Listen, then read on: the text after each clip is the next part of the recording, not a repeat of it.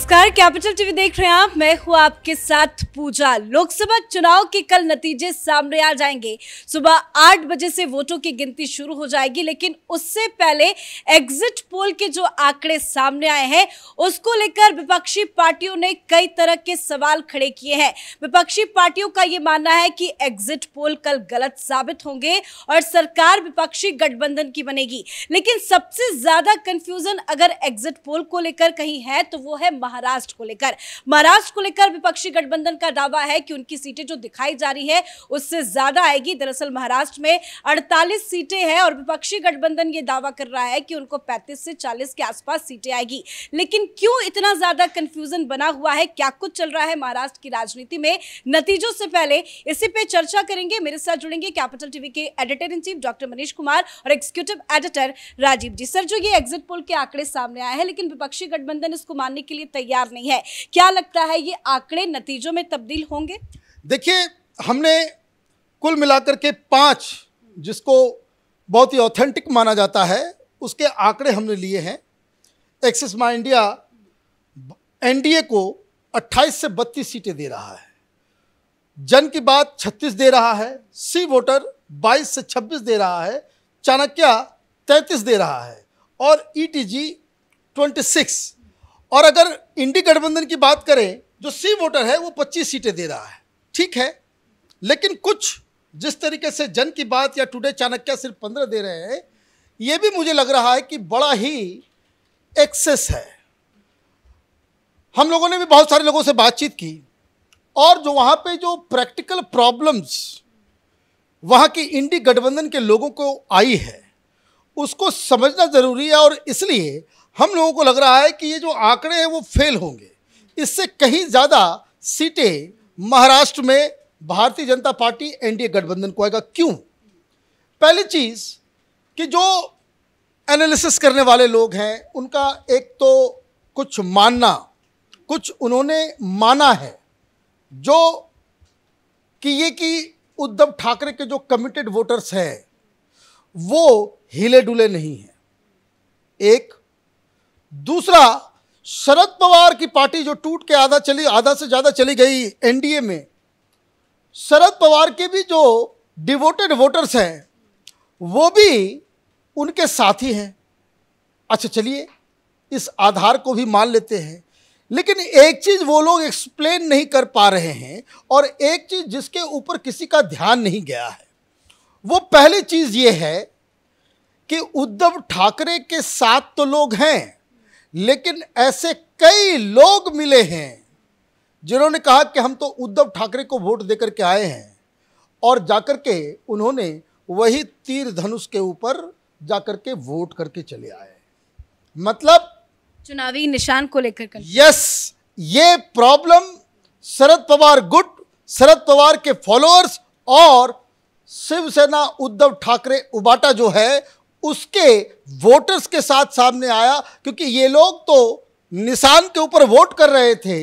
इनको ये समझ में नहीं आ रहा था कि ओरिजिनल निशान वो शिंदे के पास है और अजित पवार के पास है। तो एक बहुत बड़ी चीज़ जो है वो इस इलेक्शन में, जिसको ये सर्वे करने वाले इसको कैच नहीं कर पाए। वो तो बोलेंगे कि भाई हम देकर के आए वोट किसको, हम उद्धव ठाकरे को देकर के आए, हम तो उद्धव ठाकरे के साथ हैं। वोट किसको दे आए, वो ओरिजिनल शिवसेना का जो सिंबल था उसके ऊपर देकर के आ गए। तो एक तो प्रॉब्लम ये।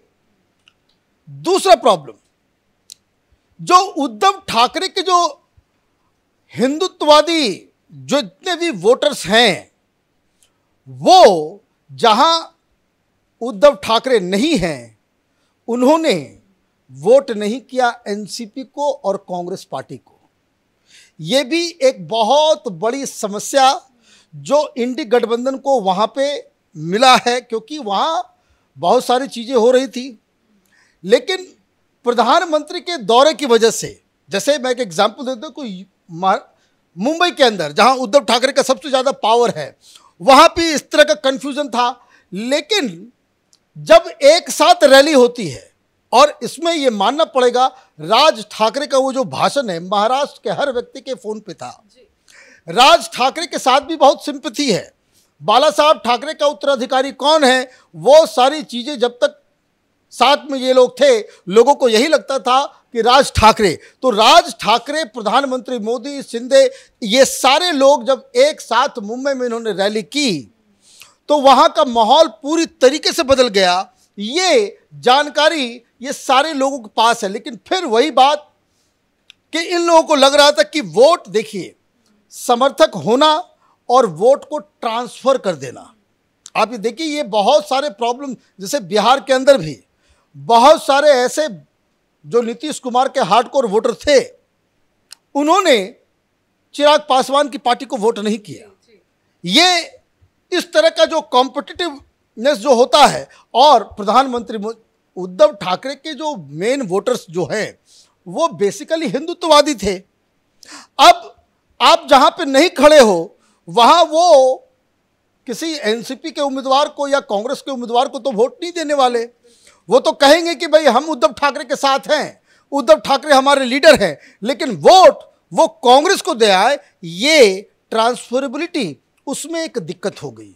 अब और जो आंकड़े जो आ रहे हैं, आंकड़ों में ज़्यादातर जो रूरल इलाका है, एक तो वहाँ पे मराठा वर्सेस नॉन मराठा इस तरह की चीज़ें हुई, लेकिन जो एनसीपी का जो गढ़ था, जो दूसरे कारण मैं बता रहा हूँ कि एनसीपी का जो गढ़ था, एनसीपी के पास जो शरद पवार के पास जो शक्ति है, जो एनसीपी थी उसका मात्र 25% लोग, कार्यकर्ता ही शरद पवार के साथ है। तो अब आप देखिए कि अगर ये सिचुएशन है तो किस हिसाब से ये लोग एग्जिट पोल को का बहिष्कार कर रहे हैं, कह रहे हैं कि भाई सरकारी, भाई आपने अपने सिंबल को अपने समर्थकों तक आप लेके नहीं जा सके, और उसके बाद ये आंकड़े आते हैं। तो आपको क्या लगता है ये आंकड़ा अभी और कितना बदल सकता है? देखिए, मुझे लग रहा है कि ये 30 के बजाय ये 40 टच करेगा। ये एनडीए की ताकत जो है वहां पे और ज्यादा बढ़ेगी। बिल्कुल। तो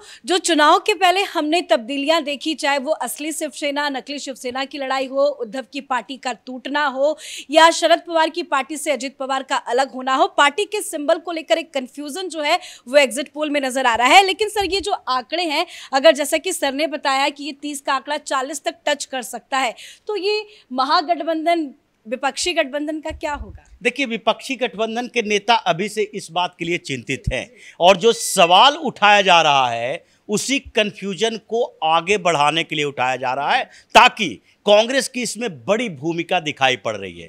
कांग्रेस ये चाहती है कि जैसे ही परिणाम सामने आएगा, उद्धव ठाकरे और शरद पवार को ये महसूस होना शुरू हो गया कि हम जो अपनी पार्टी को तोड़ने के बाद कांग्रेस के साथ हाथ मिलाए हैं, आगे भी हमारा भविष्य खत्म होने वाला है, तो फिर वो भारतीय जनता पार्टी के साथ आना शुरू हो जाएंगे। इन लोगों को भारतीय जनता पार्टी से ऐसी कोई दुश्मनी नहीं है, और जबकि एनसीपी का एक धड़ा भारतीय जनता पार्टी के साथ चला गया है, तो फिर शरद पवार के लिए एक ही विकल्प बचता है, वो है सुप्रिया सूले को राजनीति में स्टेब्लिश करना। और अगर देखा जाए तो महाराष्ट्र की राजनीति में स्टेब्लिश होना सुप्रिया सूले के लिए बहुत मुश्किल है। उनको हमेशा से केंद्र की राजनीति की तरफ ले जाया गया, और ऐसे में अजीत पवार के लिए बार बार कहा जा रहा था कि महाराष्ट्र में एनसीपी का संगठन है वो अजीत पवार के साथ है, और जितने नेता अजीत पवार के साथ आए या एकनाथ शिंदे के साथ आए, उन लोगों को पहले से ये विश्वास था, अपने ग्राउंड में अपने लोगों के बीच ये बातचीत करके आए थे कि तुम लोग भारतीय जनता पार्टी के साथ जाने में हमारा सपोर्ट करोगे या फिर हमारे विरोध में जाओगे। जो भी लोकल बॉडी इलेक्शन हुए उसमें भी इन लोगों ने शिंदे सेना भारतीय जनता पार्टी को वोट किया। अब ऐसे में अचानक से कोई ऐसा भूचाल नहीं हो गया कि इन तीनों पार्टियों के गठबंधन, यानी कि बची हुई शिवसेना, बची हुई एनसीपी और कांग्रेस के गठबंधन के साथ सारे लोग उमड़कर चले आए। इसीलिए जितना कंफ्यूजन है उसमें इस सर्वे एजेंसी के ऊपर सवाल वो लोग भी उठा रहे हैं जो कि महाराष्ट्र में जाकर चुनाव प्रचार को कवर किए थे। उन लोगों का मानना है कि जहां महाराष्ट्र में हम जाते थे मोदी वेव दिखाई पड़ता था, वहां शरद चंद्र पवार ऐसे ही परेशान दिखाई पड़ रहे थे कि मेरी बेटी की जीतना कितना मुश्किल हो जाएगा। वो अपने पुराने सहयोगियों के साथ मीटिंग कर रहे थे, यहां तक कि कई जगह पर शरद पवार या उद्धव ठाकरे जो मीटिंग में बात कर रहे थे उसमें कांग्रेस को अलग थलग करने की कोशिश करते थे कि आप हमें सपोर्ट करो, कांग्रेस के लिए प्रचार में कांग्रेस के साथ जो सीटें शेयर किए हैं उन सीटों पर आप किसे वोट दोगे ये हम तय नहीं करेंगे, क्योंकि विद्रोह तो शिवसेना के अंदर है, उद्धव ठाकरे के अंदर भी है कि उद्धव ठाकरे के प्रति जो लॉयल हैं वो कांग्रेस के प्रति नहीं हो सकते, वो पवार के प्रति नहीं हो सकते। तो ये कंफ्यूजन के बावजूद ऐसा लगता है कि एनडीए को अंडर एस्टिमेट किया गया महाराष्ट्र के अंदर, और वहां पर 40+ सीटें एनडीए को मिलने वाली है। 8 से 10 सीटों के बीच का आंकड़ा जितना भी हो सके, 7 सीटें हो 8 सीटें हो, जितनी सीटें मिलेगी ये इस इंडिया अलायंस को मिलेगी, उससे ज्यादा मिलने की संभावना नहीं है। लेकिन सर नतीजों से पहले जो इन दिनों जो बयानबाजी चल रही है, आज का ताजा ही बयान है, रवि राणा ने कहा कि बैकडोर से उद्धव ठाकरे पीएम मोदी के साथ शामिल हो जाएंगे, तो क्या लगता है बड़ा बदलाव आने वाले वक्त में देखने को मिल सकता है? उद्धव ठाकरे की राजनीति और शरद पवार की राजनीति अब एक ही दिशा में चल रही है। उद्धव ठाकरे को भी लगने लगा है कि अब हमारा भविष्य नहीं है बल्कि भविष्य आदित्य ठाकरे का है। शरद पवार तो ऐसे ही पहले ही ये मान चुके थे कि अब हम एक्टिव पॉलिटिक्स से रिटायरमेंट लेने वाले हैं। वो तो परिस्थितियां बदली और सुप्रिया सुले ने जबरदस्ती उन्हें फिर से एनसीपी में लाने की कोशिश की, जो बार बार बाहर जाकर रिपोर्ट दे रही थी, लोगों के रोने गाने के वीडियो शेयर कर रही थी। लेकिन इस बीच जो समस्या बढ़ी, इन लोगों को यही लगता है कि आगे का भविष्य किसके साथ है। अब ये तो तय हो गया कि 5 साल तक केंद्र में सरकार फिर से मोदी की ही रहनी है। महाराष्ट्र में चुनाव होगा और चुनाव में इन लोगों को ये पता है कि विधानसभा चुनाव में अभी जो नतीजे आएंगे उसका प्रभाव पड़ेगा, और उसके बाद शरद पवार जिस तरीके से बैकफुट पर दिखाई पड़ रहे हैं उसमें भी उनका भविष्य नहीं है। तो इसीलिए रवि राणा का जो बयान है वो आगे के दिनों में उद्धव ठाकरे के गठबंधन में, जैसे उद्धव ठाकरे के नेता उनके ऊपर दबाव बना रहे हैं, उसी की राजनीति है कि आगे के समय में हमेशा उद्धव ठाकरे इस प्रेशर में रहेंगे कि आप हिंदुत्व की राजनीति करते हो या फिर इन लोगों के साथ सो कॉल्ड सेकुलर बन जाते हो। फिर तो धीरे धीरे आपके शिव सैनिक हैं वो भी आपसे नाराज हो जाएंगे। अभी तो इंतजार कर रहे थे, आप अपने आप को विक्टिम बना रहे थे, इन लोगों को गद्दार साबित करने की कोशिश कर रहे थे, लेकिन ये विक्टिम कार्ड हमेशा नहीं चलेगा, इसलिए वापस आना पड़ेगा भारतीय जनता पार्टी के साथ में। धन्यवाद सर आप दोनों का हमसे जुड़ने के लिए और तमाम अपडेट देने के लिए। तो उद्धव ठाकरे की पार्टी टूटी, शरद पवार की पार्टी टूटी, और जो चुनाव से पहले ये बड़ा खेल हुआ है उसका भी बड़ा इम्पैक्ट चुनावी नतीजों में देखने को मिल सकता है। शरद पवार को अपना गढ़ बचाने की चुनौती है। सुप्रिया सुले बारामती से है, उनको लेकर भी कई तरह के सवाल खड़े हो रहे हैं, लेकिन जो ये एग्जिट पोल के आंकड़े सामने आए हैं उसको लेकर कंफ्यूजन हर किसी के मन में है। लेकिन कंफ्यूजन ये कल दूर हो जाएगा, कल ये साबित हो जाएगा कि किसकी जीत महाराष्ट्र में हो रही है और कौन हार का सामना करता है। इस खास वीडियो में मेरे साथ फिलहाल इतना ही। देखते रहिए कैपिटल टीवी। नमस्कार।